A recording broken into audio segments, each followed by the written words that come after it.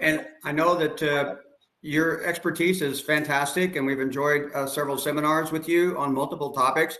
And I know that some of the questions I ask are probably specific to the different consulates in the United States that we have. And I've reached out to the Miami consulate several times. They've been very responsive. So that has been extremely helpful for certain things that we needed to have to prepare our documentation, because we're looking at getting our appointment in June or very early July to be in Spain by the 1st of November of this year. So, but my questions are specific, and if you have expertise on them, I would greatly appreciate your insight. The first one may be more generic than consulate specific, but normally when you're working the documents, I've seen different inputs about what to do first, either translate or apostille. Okay, so first of all, thank you for your kind words. I really appreciate that, and really motivates me a lot. As you said, I have some expertise, but I'm not a legal advisor, so all this is not legal advice. This is based on the content that people share about their non-lucrative visa process. But I'm not a lawyer, so right. Yes, this is not legal advice. This is important to underline it. But I can certainly answer that question. And this is not consulate specific, although some consulates have some specific instructions about translation and apostille. So I will tell you. What every lawyer will tell you is, first of all, the original document, you will obtain it, and then you will send it to apostille.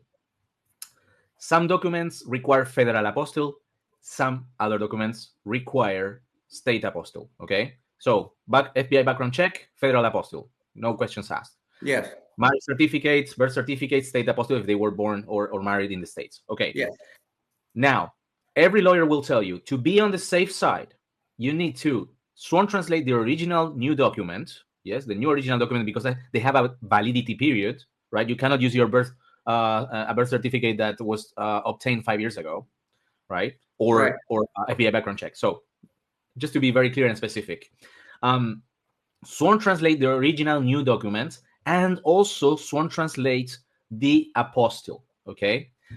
The thing is, some people, of course, sworn translating, it is a bit expensive, okay? It is a bit expensive. So some people will tell you, well, I didn't sworn translate the apostille, all right? And I was accepted. But then other people, and I know for a fact, they got a friction there because they got their document bounced, and the consulate or BLS office required it in 10 days time to send the apostille sworn translated, okay? Yeah. Depending on the consulate, right? So in order to be on the safe side, you have to sworn translate both, okay? Okay, then my thought process on that then, Bruno, is to, like the FBI background check, and I already have mine back from the FBI. So the deal is to get that original document from the FBI that's been signed, translated, and then send both documents, the original and the translated document, to the apostille to get both of them apostilled. You don't apostille the sworn translation. Oh, okay. You cannot apostille a sworn translation. Okay. You can only apostille a document, let's say an original document. Okay. So, because basically, the apostille is a legalization of a signature. Okay. The apostille won't be able to legalize, let's say, the signature of a sworn translator from Spain. Okay. All right. Well, then what I will have to do then is take that original document and send it to a translator, and then I will have the translated copy with me, and then send the original document in English to the apostille. Yes. Okay. There's two ways. Look. If you don't plan to sworn translate the apostille, which is, as I said, a little risk. Yes. It's a little risk, but a lot of people don't do it. And in many consulates, they accept that you don't present a sworn translation of the apostille itself. Right. Yes, because basically it's two papers, okay? Right. The FBI background check is one paper saying you are clean, okay? Yes. And then the apostille is another paper. Yes. Yes. So. Yes. Once you send the FBI background check to the Department of State, okay, you can do it, via the official way, or you can use a private apostille service, okay. You will receive the apostille document, and then once you have those two, the original FBI background check and its sworn translation, both documents, you scan them and you send them to a Spanish sworn translator who will send you the translations back. And this is all valid, even if it's all done by email, because they have a unique stamp that works also digitally. Okay. Now, the other option that other people do, but in my opinion, they are taking a risk, maybe a small risk, not a huge one, but it's a risk. It's you obtain the original background check, yes. You send it scanned to a sworn translator. You obtain the sworn translation of the FBI background check alone. And at the same time, you send the background check, electronical normally, to the Department of State, and you obtain the apostille, and you don't sworn translate the apostille. Yeah. Right? And you save the sworn translation of the apostille, that is like 40 euros. Yes. But there is a risk that the consulate or the official reviewing your file says, oh, we're missing the translation of the apostille itself. Right. Which is something that can happen. I cannot tell you like how big that risk it is. And also, potentially, if you want to run that risk, you have 10 days. So potentially 10 days, if they ask you for further documentation, the BLS office, in this case, Miami BLS office, will give you 10 days saying like, hey, you need to supply a sworn translation of the apostille itself. Then I guess you would reach a sworn translator and ask for an urgent service, which will cost you more than 40 euros, but you will be able to provide that sworn translation within the 10 days period. Yeah. I hope all this makes sense. It's like two ways.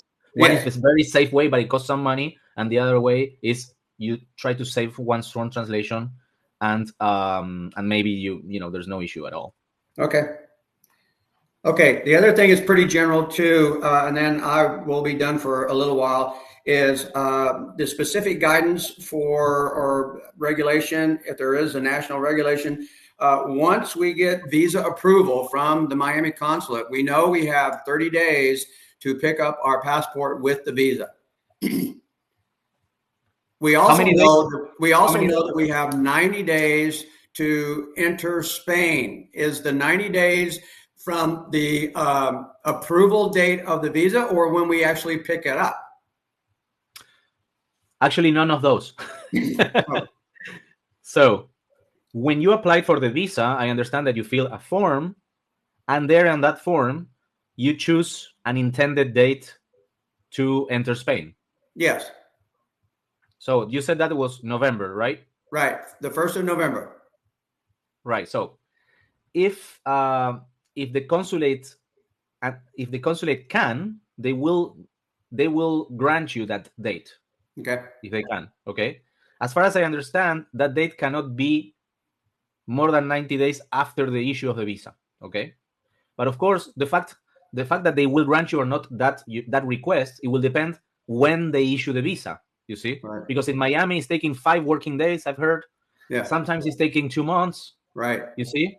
Yes. So sometimes maybe they will issue the visa after your intended date of entry in Spain, so they won't be able to go back in time, and they will give you a date in the future, right? So, okay. The thing is, the visa will have a start date in which that 90-day window starts.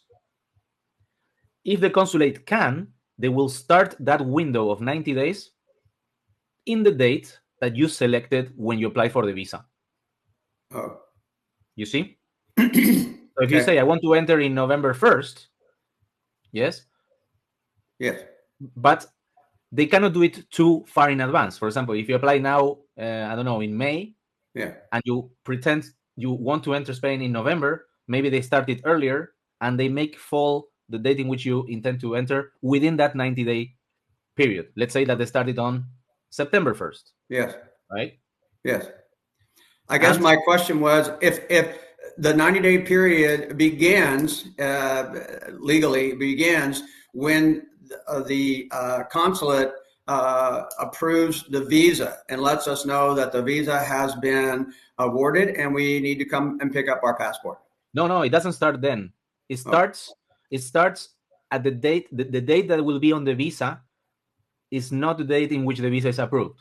Okay? The 90-day window period that you can enter Spain to validate the visa, the 90 days, starts at the visa start date. And the visa start date is not going to be normally the day in which they approve the visa. Okay. It will be rather the date that you chose for your intended date of entry in Spain.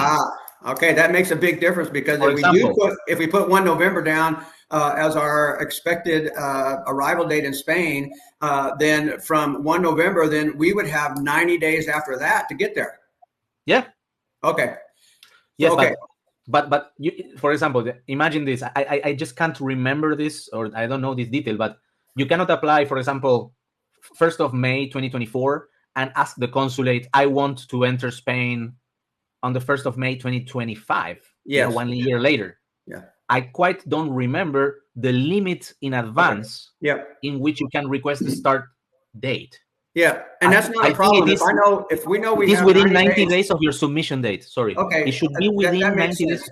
That's good. And we may put our arrival date in Spain earlier, so that the idea is just to make sure that we get to Spain on about 1 November. And I'm looking at your time chart right now. I should have printed it out from the previous seminar, but I forgot to do that. No problem. Look, if you want, we can go through that. I mean, you're having a one-on-one session here, and I'm very happy to go into the details. No, I understand it now. We were just wondering when that 90 days, I couldn't remember when that 90 days to enter Spain started, because the visa start date on this slide that you're showing right now, Bruno, the visa start date to me would be the date that the consulate approves the visa. Imagine this scenario, Bob. You apply for the visa next week on May 1st. Yes? Yeah. And you selected to enter Spain. I need to have a calendar in front of me, okay? 2025 calendar. Let me see a calendar of 2025. So, well, that would be about 6 months if you're going from May the 1st to November the 1st. What I understand is if you submit your papers, you have your interview at BLS Miami on May 1st. Yeah. Thursday next week. Yeah. You can select an intended date to enter Spain up to 90 days from that date. That would be June 1st, 30 days, July 1st, 60 days, and August 1st, 30 days. You can select an intended date of entry until August 1st, not later than that, okay? This is what I heard. To be honest, I don't know the exact rule about this window to select an intended date, okay? Yes. But imagine this, Bob. Imagine this. What you're saying is you think that when they issue the visa, when you get the visa granted, then it starts the 90-day period. Now I heard that Miami takes 5 working days. Yes.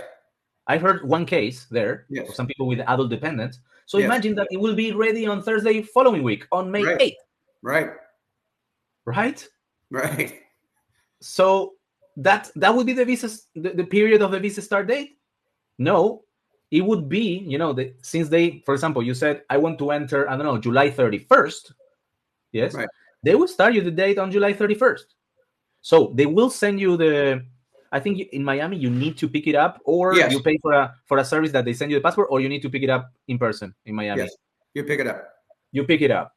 So you go there, you pick it up on, I don't know, May 12th, Monday. You go on Monday. They tell you on Thursday, you arrange your trip from somewhere else, and you go on May 12th. And then in your passport, you will have your stick visa and the visa start date. It says valid from, and it will say July 31st. Okay. For example, because that date is the one that you selected. Yeah. Until 90 days after, which is October 31st. So you can enter Spain from July 31st to October 31st with a visa validity period. Okay. That makes sense. Entiendo. I hope it does. Yeah.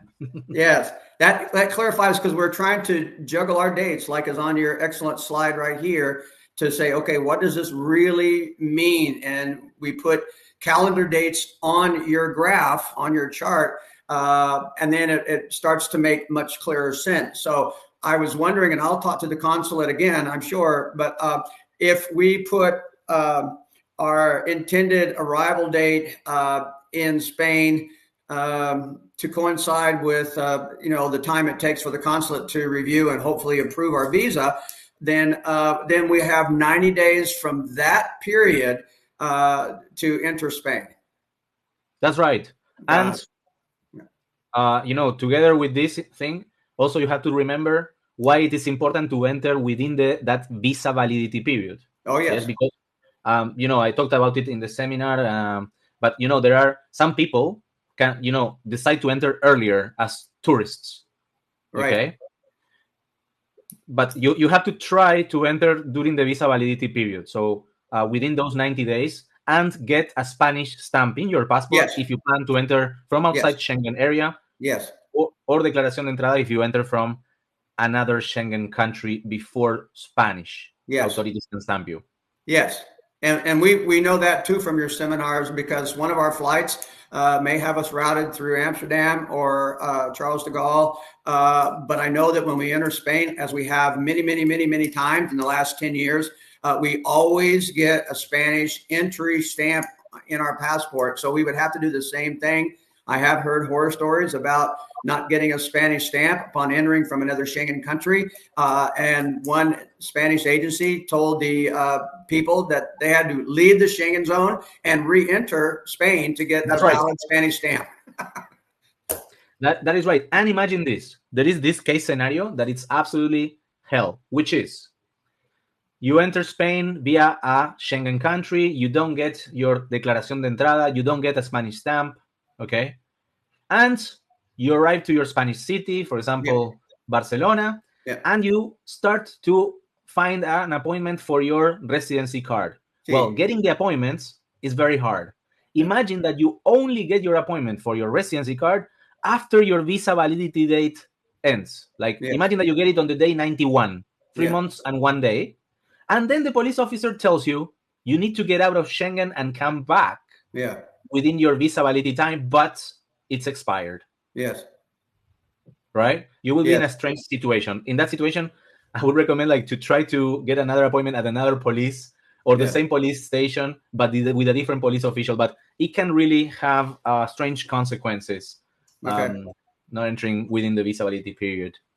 All right. We are currently working with two healthcare insurance companies, Bruno, that provide healthcare for the province that we want to live in, which is Gipuzkoa, up in the Basque Country. And not all healthcare agencies will cover Basque regions, cities. So we've narrowed it down to two, Sanitas and Salus. DKV does not function in San Sebastian or Basque Country. So we have been filling out forms for them for medical review because we are older than most applicants. And so, they want to know what our medical history is and so forth. If our insurance company, either Salus or Sanitas, comes back and says, after reviewing your documents, we have to deny insurance. I think I heard your attorneys say at one time, you're not going to get a visa. There's no option. There's no other option. If you don't have Spanish insurance, healthcare insurance, by the time you meet with your consulate, you will not get a visa. There's no options. So, again, this is not legal advice, like everything I say. Yes. But I would say a couple of things. Of course, you can get, let's say, private health insurance companies may decide not to cover you because of pre-existing conditions or whatever. Yes.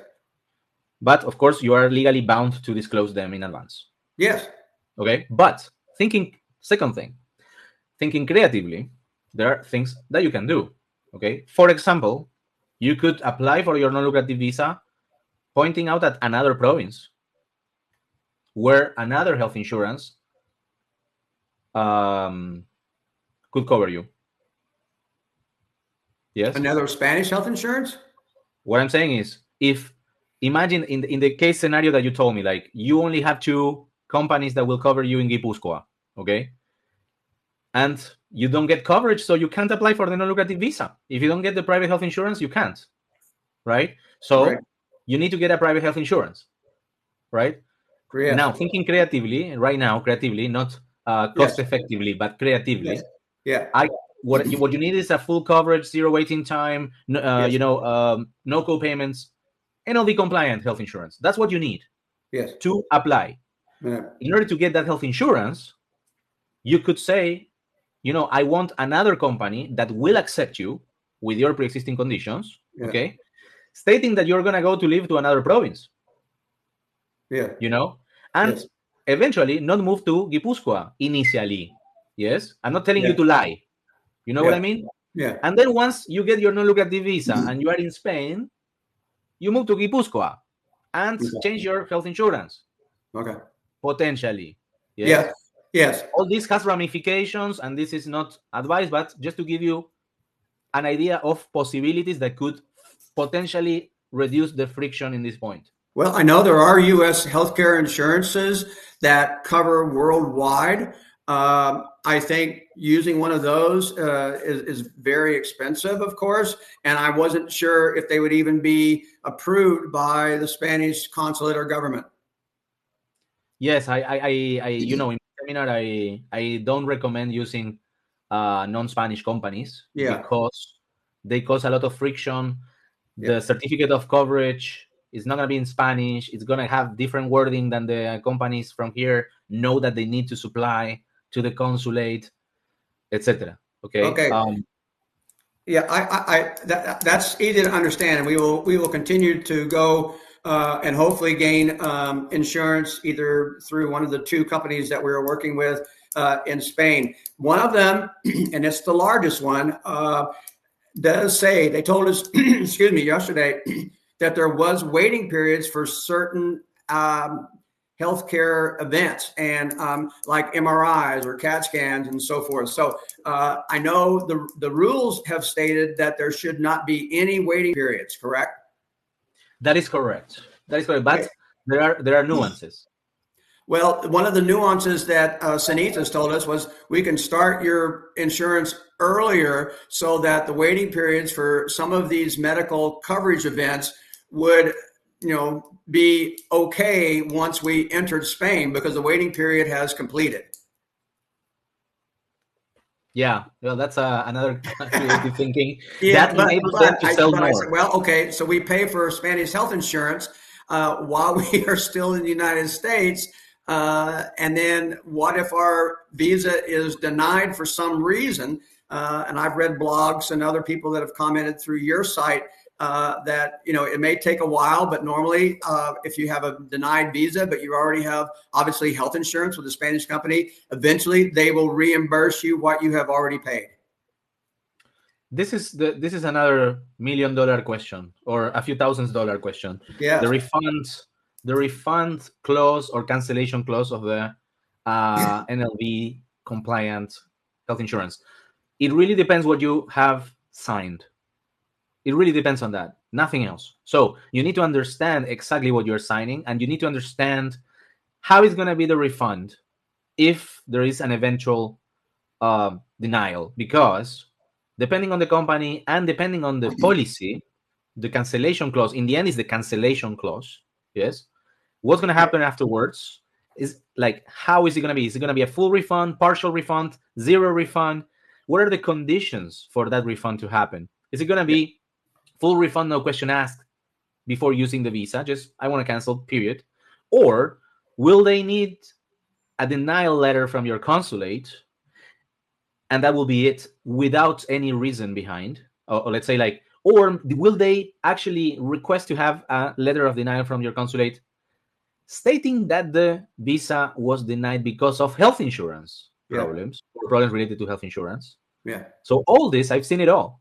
Yeah. And Okay. a lot of people ask, like, how is going to be the refund of my health insurance? Like, there are literally dozens of compliant health insurances in the market, and they can change the cancellation clause every single time. These Yes. are insurance companies. These are not angels, Yeah.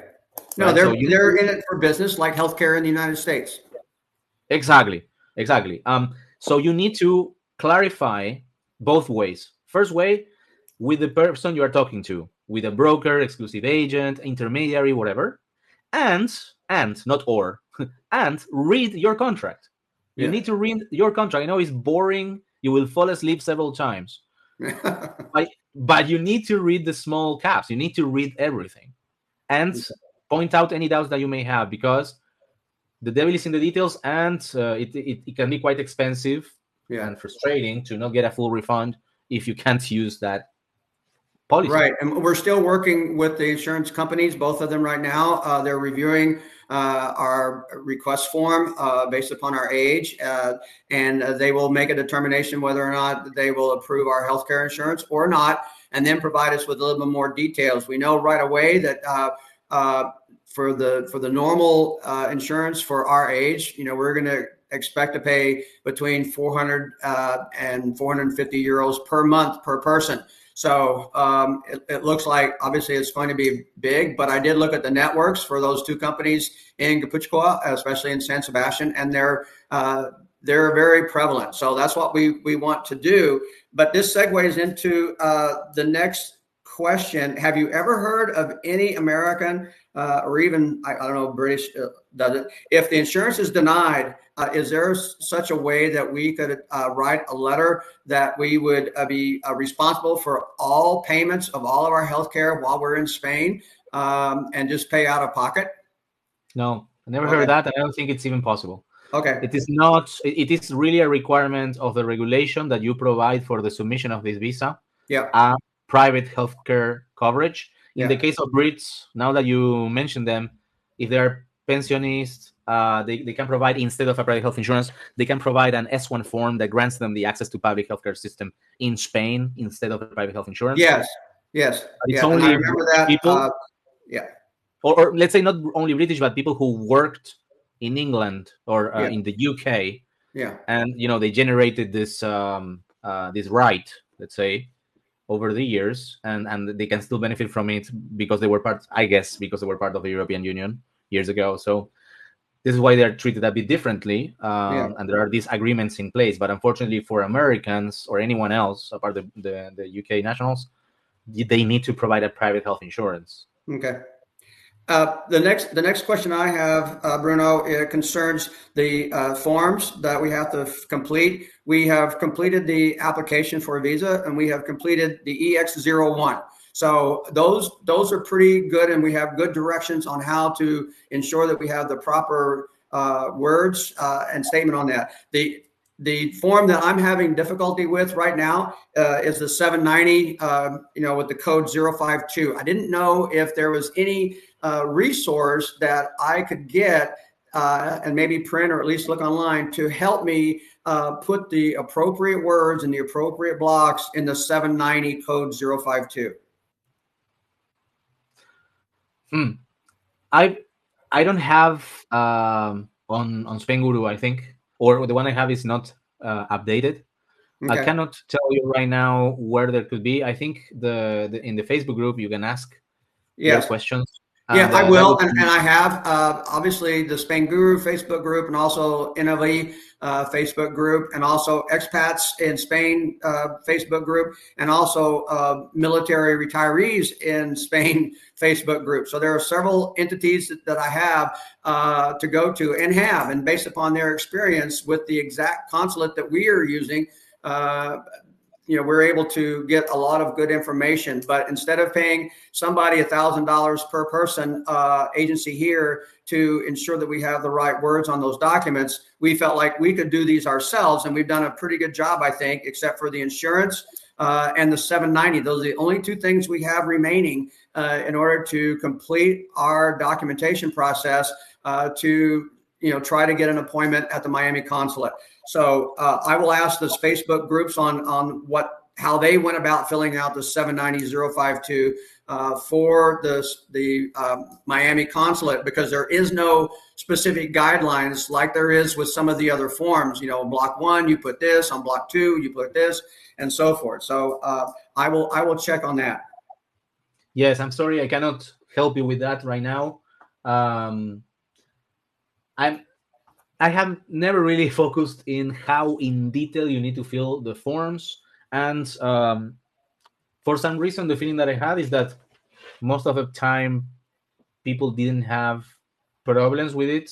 Right. So I wasn't really thinking about creating that much content on that. But now that you mention it, like a pretty clear, let's say guide, like step-by-step guide could be useful, I guess, but it would take me time and I will have to go through it, and I won't have it Well, very very quickly. the biggest I the guess the biggest groups issue, are. obviously, and we certainly are learning Spanish better than we have in the past, and we'll continue to learn Spanish, and I'm sure some Escada as well when we get to Puchka. But the guidance that we have seen, obviously, on the form is all in Spanish. So I can work through some of that, but some of it is beyond my capacity. And we have an app for translation. And if we have stumbling blocks on the Spanish guidance on filling out the form, we may be able just to do our app and get it translated into English to know exactly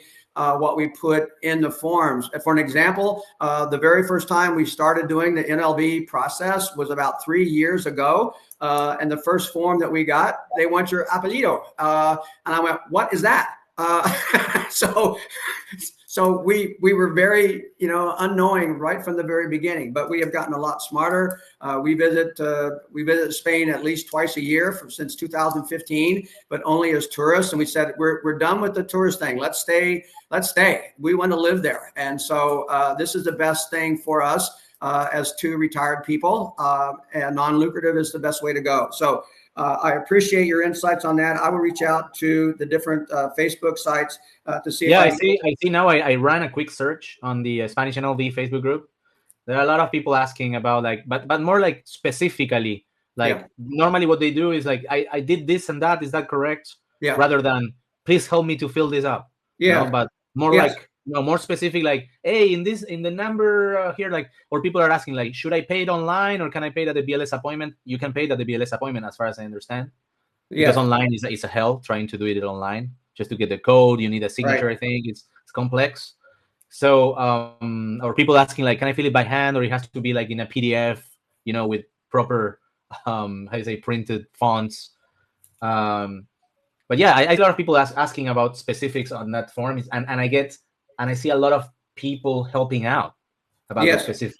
Oh, I know. Everybody has been very, very helpful, Bruno. And of course, half of them will usually include your link for other people that have started the process to get online with you and to attend your seminars, whether it's legal or if it's taxes or whatever. And obviously, I've been through both of them. So we are going to be working on. Matter of fact, I've got contact with a tax attorney in San Sebastian, and we'll be going over not only what our tax picture looks like, but also our wealth tax picture for the province, because unfortunately, that's one of the areas where you will pay a wealth tax. But it looked like in some documents I've seen that your wealth to qualify for wealth tax payment, your combined wealth has to be above 3 million euros.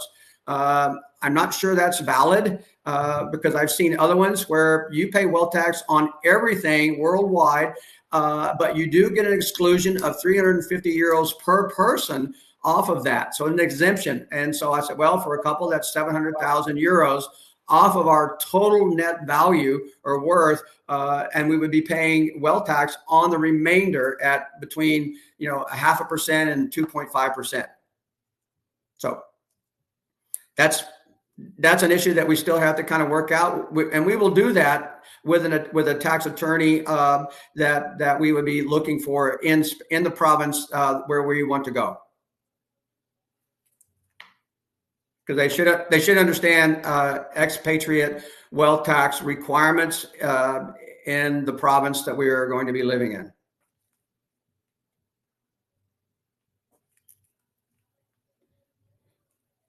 The other, while you're looking at something else, Bruno, just a simple question. Bob, go ahead. The connection went down for the last 60 seconds, and I think you said you're gonna have. I think you said something that is it might be wrong, at least about the taxes, but the last 60 seconds you were saying, like, our net worth is, and then you froze and I didn't hear anything of the last 60 seconds. Okay. Now, well, I've just read where one I think it was somebody on the Facebook site for NLVs was talking to a tax attorney in Barcelona area about wealth tax, and they said you are exempt from paying wealth tax if your total net value or worth is less than 3 million euros. And I went, well, that's different from everything that I have read or seen on your blogs, on your webinars, that no matter what your wealth is, you will pay wealth tax. However, you have an exemption of 350,000 euros per person. So for a couple, it would be 700,000 euros exemption taken away from the total wealth that you have, and you would pay a wealth tax on the remaining assets that you have above the 700,000 euros. So, well, again, I'm not a tax advisor, and the best is that you check with a tax advisor. First of all, that is experts in Basque Country. Yes. Because Basque Country is a different story. Yes. You know, the Basques have negotiated a special status with the central government over the years, and they have a complete different way of working with taxes. Yes. Which is actually quite beneficial for them. That's what I understand. Of course. Then the I don't know the specific case. Unfortunately, not too many people move to Basque Country that I know. Most of them, they move to Mediterranean or other regions. So that's where I hear more. But first of all, taxes are changing all the time. Like Basque Country could have changed the wealth tax threshold last year, and I don't know it because there are 17 regions here. So what I'm hearing is about the most, well, I hear about the changes of the most common ones. I know Andalusia because that's where I live. I know Madrid, I know Barcelona, I know Valencia. But then the rest, unfortunately, becomes a bit blurry for me. But not only for me, but also for some tax experts because it's impossible to keep up. Yes. If you come to them and you ask them, they do a little investigation unless they specialize. And I said, they need to specialize in Basque Country. Yes. Specifically. Yes. And the tax attorney that we are working with initially, we just started yesterday, he is from San Sebastian. So he will understand the Basque laws and the current changes, if there are any, for the wealth tax. He will also be able to take a look at our income and what we plan on having there to live, to see what our regular Spanish income tax estimate would be. It doesn't have to be exact, of course. We won't know that until we actually have to file in a tax year. And if we go over in the fall, we will not be tax residents for 2025. Our first tax year will be 2026. So that's good, and we'll have some time to sort of figure it out. But look, while we were talking, I went to Gipuzkoa's government website, which is the official one. I just sent you a link. Oh, excellent. That has a summary and a historical list of how, if you want to see the progression of the different thresholds. Yeah. But going into Impuesto sobre el Patrimonio, which is wealth tax. Yes. And then there is the Solidarity tax, which is Impuesto de Riqueza de las Grandes Fortunas. Sí. And then Impuesto sobre el Patrimonio. Okay. So wealth tax, what I see is that this is the normal thing that I'm used to for regions that have wealth tax, which is you have an exemption of 700,000 euros for two people. Listen, this is very tricky for two people. Why is it tricky? Because there are two options, and maybe I don't explain myself very good, but when you get married as a married couple, yes, you can hold assets in two different regimes. Yes. In Spain, gananciales and separación de bienes. That means gananciales, you are considered as a single unit, and whatever you make or whatever your wife makes goes into the same bag. Yeah. It's one single unit. And the other one is separación de bienes. Like, I have my own assets and my wife. Uh-oh, you stopped.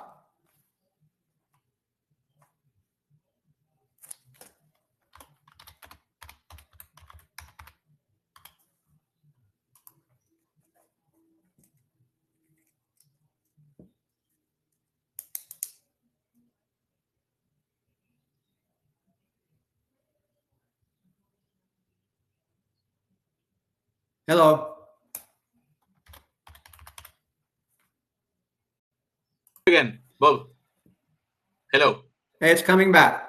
Thanks for telling me. So I was telling you, the way that the threshold is applied, depends on how you are considered under the Spanish law to be for that sake, like for how you hold assets within your marriage. Yes. Okay. So if you're a single unit, the threshold will be, let's say, it will be less, but the value of your asset, the threshold maybe is higher, but the value of your assets is much higher because you are considered a single unit. You see? Yes. Right? Because the assets of your wife, and so you are two people Right. with the total amount of assets value, and then you have the thresholds that I understand they will add up. Okay. You see? But look, Yes. I could be extremely wrong about this, but this is what a tax lawyer explained me, because there is this question about this, but this is 100% sure. I'm telling you that it depends on how your marriage assets are held. The thresholds will be different for any tax applicable to net value of assets. Okay. Of the wealth tax or the solidarity tax. And then the solidarity tax is a national wealth tax that kicks in at 3 million euros. Yes. Okay. So that's the 3 million euro. That's a national wealth tax. Yes. But what I understand is that the wealth tax, I mean, unfortunately, I don't pay wealth tax. I'm not eligible. Okay. I'm not liable for it. But you pay it on June 30th. Yes. If you pay anything, sometimes you just file and you don't pay, or sometimes you just don't even file it because you are under the threshold. Yes. You file it on June 30th, and whatever you paid, you can credit it to the payment of the solidarity tax if you are above the threshold of the solidarity tax, which may be that you are somewhere in the middle. Yeah. You see, you are above the threshold of the wealth tax, but below the threshold of the solidarity tax, which is 3 million. I understand. Yes. Consider the allowance or deduction of those 700,000, etc., etc. Okay. All right. And I'll look at the link for the province government that you sent me to, Bruno, and I appreciate that very, very much. And my next question probably has to do with, again, a legal interpretation or a consulate question. And I will be reaching out to Miami again because, like I said, we went to get our fingerprints made to send off to the FBI for the background check. Mine went fairly easily, and it was submitted by our U.S. Postal Service to the FBI.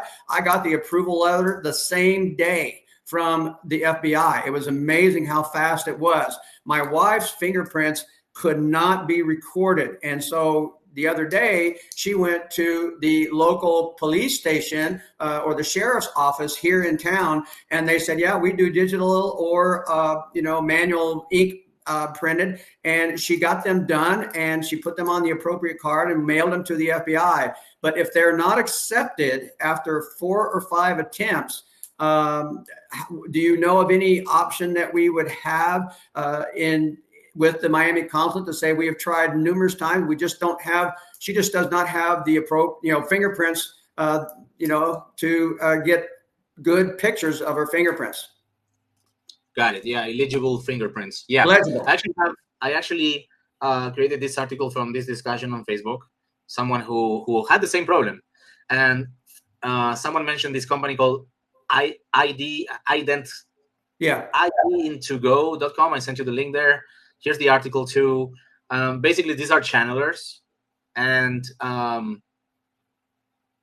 these guys, I don't have any affiliation with them or anything. It's just a solution that someone suggested, that the FBI rejected fingerprints 3 times until this person used this company. Okay. And they have several locations where you are.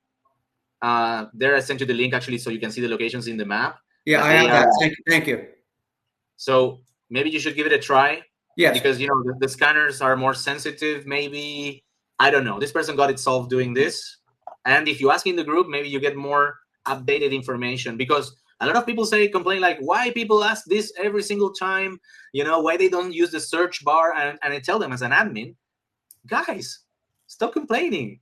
People have to ask this every time because things change, things get updated. There are new solutions, new companies out there, people that went through different things. Man, it's don't be afraid. You can also do it anonymously if you don't want, but ask again, like, my wife's fingerprints are not read at the USPS office or whatever, or and she tried with the wet ink solution, and they were rejected. We were afraid of going through the limit of times we can ask for this, but maybe someone else went through it and got another company like this one that can suggest you to use and can solve your problem. Just go ahead and ask.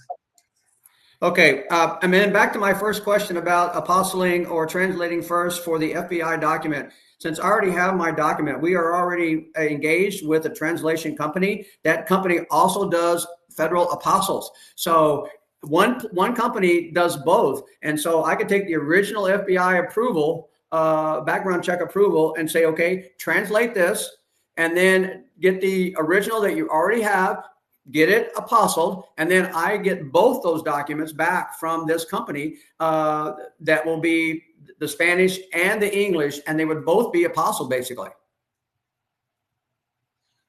So you cannot. Okay, so what documents are they? The FBI background check. And any other document? No, we mentioned this earlier in one of your sites. My wife and I are both American citizens. When we were in the military, we got married in Germany a long time ago. Okay. And so I reached out to the consulate from your video, from your webinar, because I knew we needed a 6-month updated or an updated document, marriage license, within 6 months of our appointment in Madrid, in Miami. And so I wrote to, and that's what the consulate in Miami said too. Yes, I'm sorry, you have to have it updated. However, our marriage license in Germany was in 4 languages, including Spanish. So, right. So I wrote back to the town office, the government office in Germany, and they produced an updated, stamped, and validated marriage license. I actually took a picture of that and sent it to the Miami consulate. And they said, this satisfies everything. You do not need to get it apostled. It's already translated. It's good. We will accept this. So that was very, very nice, and saved us a lot of work. So, and some money. So, of course, yes. Look, for me, it's like, for example, in the UK, the apostles, because the apostille, they should be the same everywhere, but they're actually not. If you compare, for example, an apostille of a British marriage certificate, and the apostille of a marriage certificate in the US or in Germany, they are different. The texts that they contain are different, okay? I don't know how if the Hague Apostille Convention standardized this, or they have to have a minimum amount. But as you said, in Germany, they come in 4 languages. In the UK, as I understand, they come in 3 languages. In the US, they come in English. Right? So this is not really like a standard. But what I hear, for example, when I ask lawyers about like, hey, why would I need to sworn translate an apostille that also comes in Spanish? Especially I'm referring to the ones from the UK. And they said, because the Spanish text in the apostille doesn't show 100% of the text of the original document. It just shows a summary, or it shows just a part. And if the officer reviewing your paperwork had a bad morning, they dropped the coffee on the floor that morning, they could perfectly say, these guys didn't sworn translate the apostille, because they wanted to not to sworn translate it, and I'm gonna make it difficult for them. You see, this is unfortunately how I've heard it's been. Okay. Personally, I would prepare just if you decide to not sworn translate the apostille, just to save that, which is absolutely valid choice, but with a risk. I would prepare to expect that they deny it, that document only, and then make sure that you have like a fast service to sworn translate it and send it sworn translated during that 10-day period that they give you. Okay. But well, like I said, this happens. It's a low chance, but not impossible.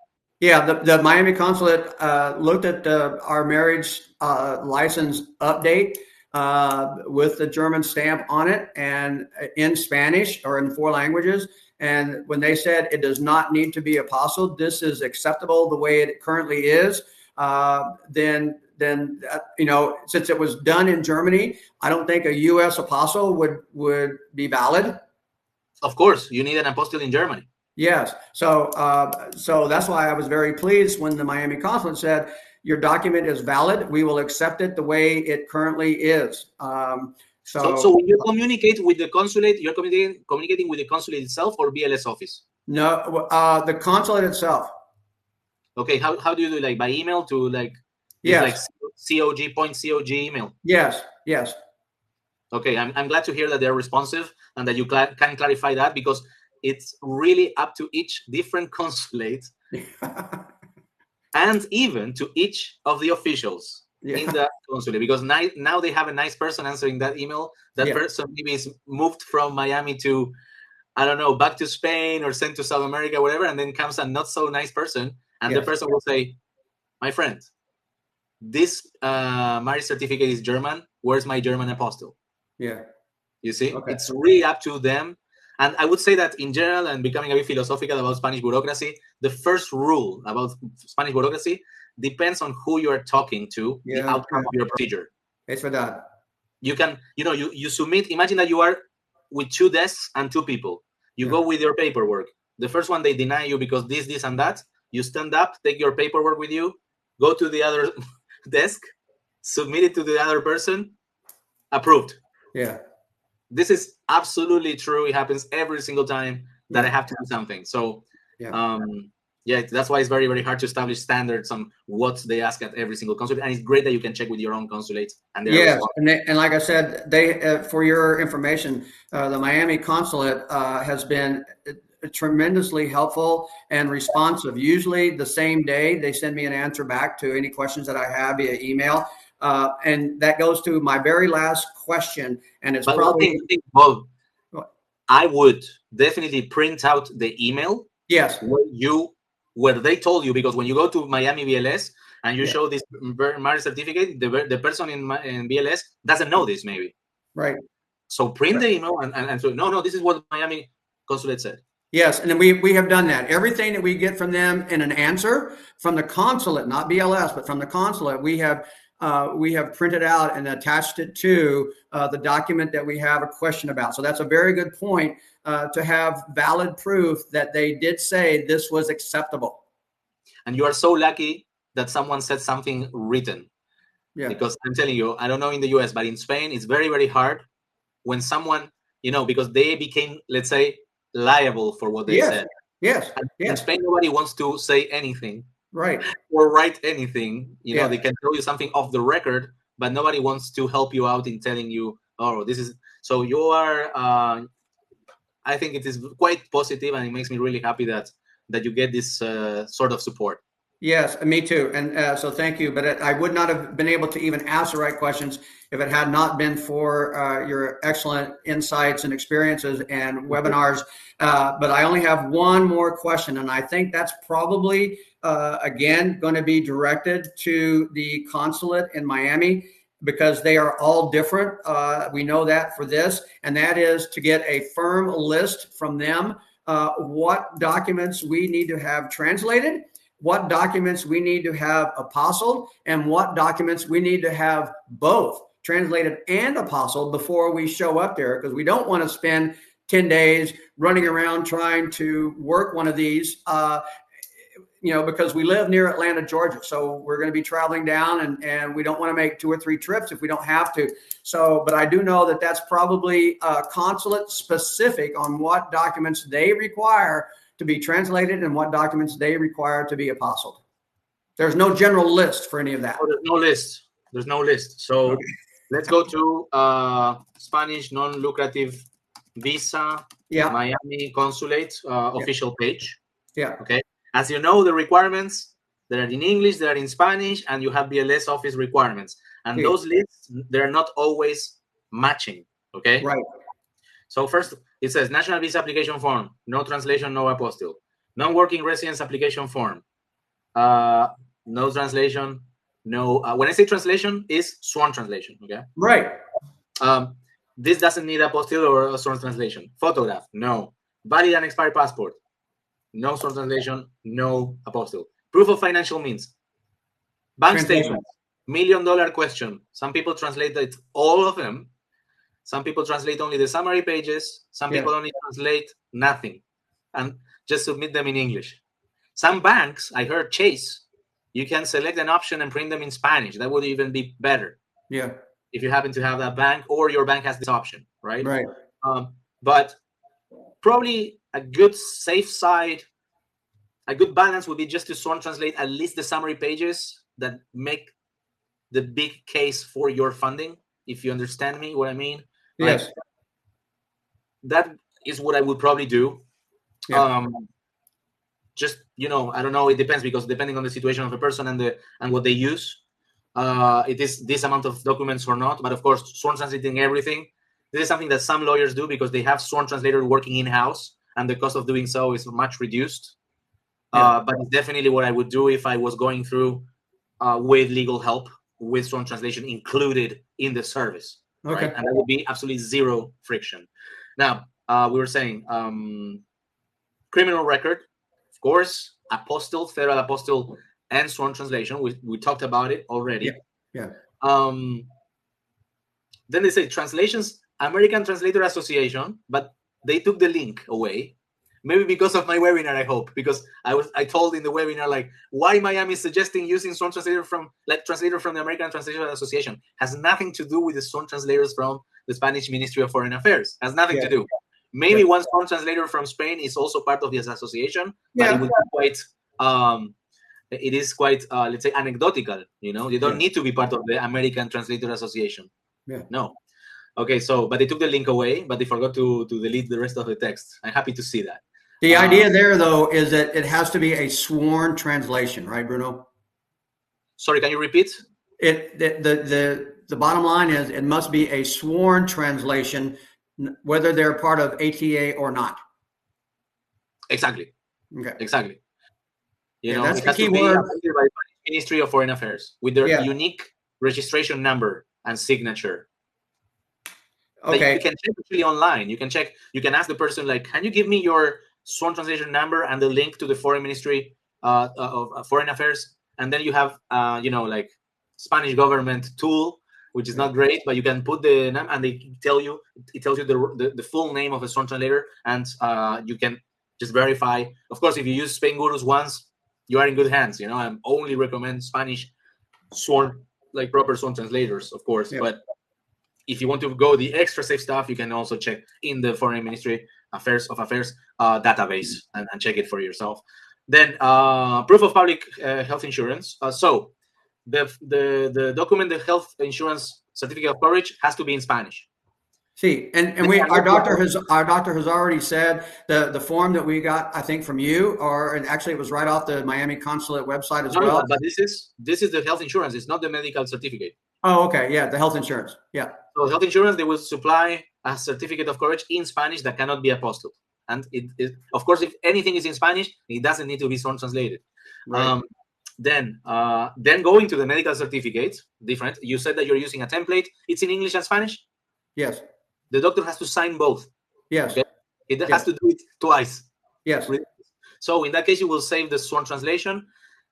And in the USA, normally there is no apostille. But if you were following my webinar yesterday, there is a case of a lady in Chicago who got requested to apostille the medical certificate. Okay. And they gave her 10 days to do so. So notarize the medical certificate, apostille the notarized document, and send this. It's insane. I think the person in Chicago got absolutely crazy with this. It's the first time I hear it in years.